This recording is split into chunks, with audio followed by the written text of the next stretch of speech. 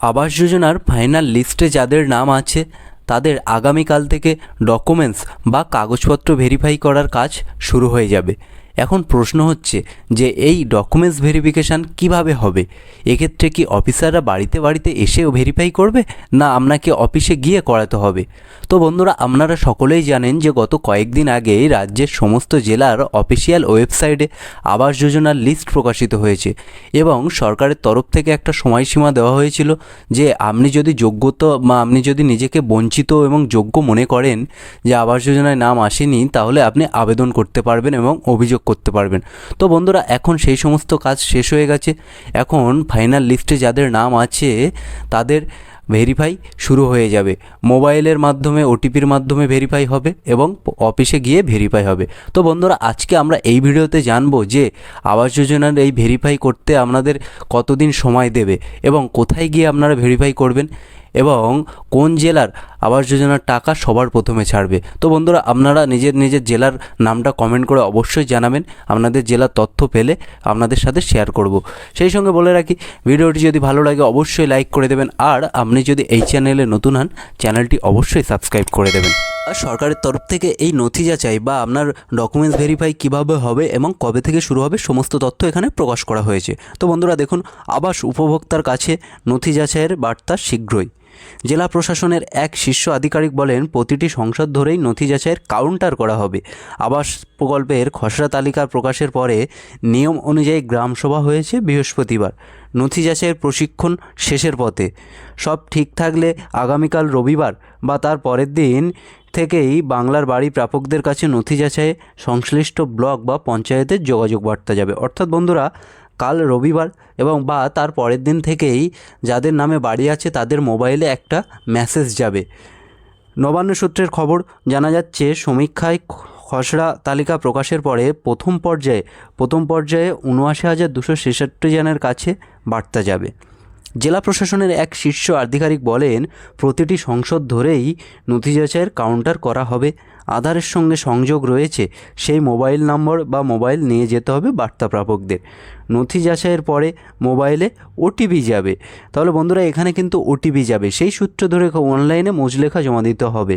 বাংলার বাড়ি প্রাপকের তালিকায় নাম থাকা সত্ত্বেও অনেকের কাছে এখনও অ্যান্ড্রয়েড ফোন নেই বা বড় ফোন নেই। সেই সব বার্তা প্রাপকদের জন্য বায়োমেট্রিক পদ্ধতিতে কম্পিউটারে নথি যাচাইয়ের কাজ করবেন ব্লকের কর্মীরা। জেলাশাসক আয়েশা রানীর নির্দেশে নথি যাচাইয়ের জায়গায় সিসি ক্যামেরা লাগাবেন বিডিওরা। অভিযোগ উঠলে ক্যামেরায় ফুটেজ দেখে সিদ্ধান্ত নেবে। তাহলে বন্ধুরা দেখুন, এখানে নথি যাচাইয়ের কাজটা কিন্তু দুইভাবে হবে। একটা আছে যাদের আধার লিঙ্ক করা আছে এবং বড় ফোন আছে তাদের মোবাইলে একটা ওটিপি যাবে, এবং সেকেন্ড পর্যায়ে আরেকটা কী বলা হচ্ছে, বায়োমেট্রিক পদ্ধতিতে, অর্থাৎ আপনাকে কিন্তু আঙুলের ছাপ দিতে হবে। এবং তার পাশাপাশি জেলার শাসকরা কী পদক্ষেপ নিচ্ছে, বিডিও অফিসে সিসি ক্যামেরা লাগাবেন, যাতে কারোর কোনো অভিযোগ উঠে আসলে তারা পরবর্তীতে দেখে সেটা যাচাই করে সঠিক সিদ্ধান্ত নিতে পারে। গত ২৭শে নভেম্বর রাতে জেলা পরিষদের ওয়েবসাইটে বাংলার বাড়ি প্রকল্পের তালিকা প্রকাশিত হয়। পরে তার লিঙ্ক দেওয়া হয় জেলা প্রশাসনের ওয়েবসাইটে। নির্দেশ ছিল প্রতিটি ব্লক পঞ্চায়েত দপ্তরে এমনভাবে তালিকা টাঙাতে হবে যাতে সেটি সকলে দেখতে পারেন। তাহলে বন্ধুরা, এটা কিন্তু সরকারের উপর মহল থেকেই নির্দেশ ছিল যে লিস্টটা এমন জায়গায় টাঙাতে হবে যাতে সবাই সেই লিস্টটা দেখতে পারে। এখানে চুরি করার কোনো বিষয় নেই। অভিযোগ, কেতুপুর ১ ও ২ জেলার বেশিরভাগ ব্লক বা পঞ্চায়েতে তালিকা টাঙানো হয়নি।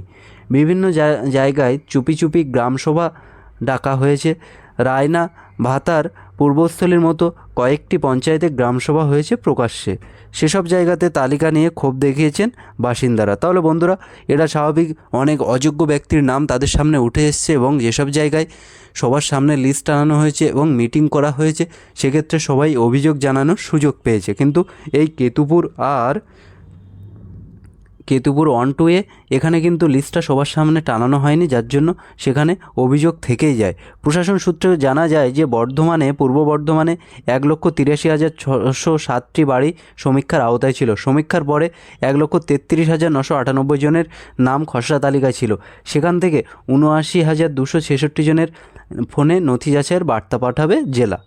বার্তা পাঠানোর ক্ষেত্রে কিসের ভিত্তিতে অগ্রাধিকার ঠিক করা হয়েছে? নবান্নের দাবি, ২০২২ সালে প্রধানমন্ত্রী আবাস যোজনায় সমীক্ষায় অগ্রাধিকার তালিকা তৈরি হয়েছিল। সেই তালিকা অনুযায়ী যাদের নাম বাংলার বাড়ি তালিকায় আছে তাদের নথি যাচাইয়ের জন্য ডাকা হবে। এছাড়া বন্যায় বিধ্বস্ত 920 জন বাড়ির মালিক ও মুখ্যমন্ত্রী দপ্তরের বাড়ির দাবি জানিয়ে চিঠি দেওয়া হয় 6024 জনের কাছে বার্তা। তাহলে বন্ধুরা, আপনাদের এবার নথি যাচাইয়ের কাজ শুরু হবে। সেটা দুই রকমভাবে হবে। আপনার মোবাইলে ওটিপি যাবে এবং আপনার যদি আধার লিঙ্ক বা বড় ফোন না থাকে সেক্ষেত্রে আপনাকে পঞ্চায়েত দপ্তরে গিয়ে আপনাকে আঙুলের ছাপ বা ফিঙ্গারপ্রিন্ট দিয়ে আপনার নথি যাচাই হবে এবং অভিযোগ থাকলে সেটা বিডিও অফিসাররা সিসিটিভি ক্যামেরার মাধ্যমে জেনে যাচাই করে সঠিক সিদ্ধান্ত নেবে। তাহলে বন্ধুরা, এই ছিল আজকের আপডেট। দেখা হচ্ছে পরের ভিডিওতে। ভালো থাকবেন, সুস্থ থাকবেন। ভিডিওটি যদি ভালো লাগে অবশ্যই লাইক করে দেবেন, আর আপনি যদি এই চ্যানেলে নতুন হন চ্যানেলটি অবশ্যই সাবস্ক্রাইব করে দেবেন। ধন্যবাদ।